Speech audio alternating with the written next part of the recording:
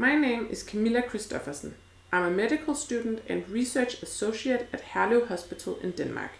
Here I will present a nationwide cohort study investigating how annual surgeon volume affected the risk of reoperation after primary ventral hernia repairs.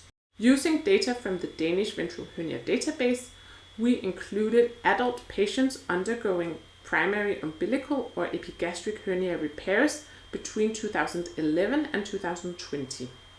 We divided our surgeons into 4 categories depending on their annual surgeon volume, ranging from low volume to high volume. We found a significant increased risk of reoperation after laparoscopic repair of primary ventral hernias when performed by surgeons with a lower annual surgeon volume compared with high volume surgeons.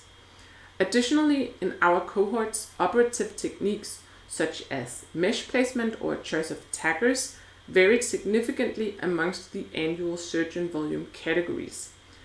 This could mean that some choices made regarding operative techniques can be attributed to surgeons' annual volume and hence their experience.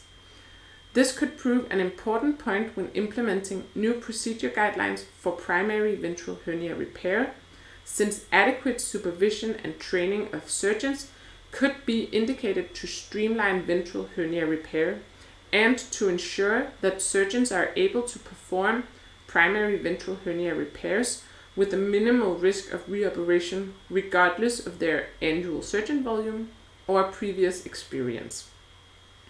The main takeaway is that lower annual surgeon volume was associated with a significant higher risk of reoperation after laparoscopic primary ventral hernia repair.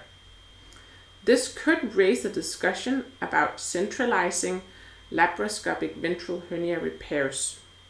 However, there are many factors to consider when centralizing procedures.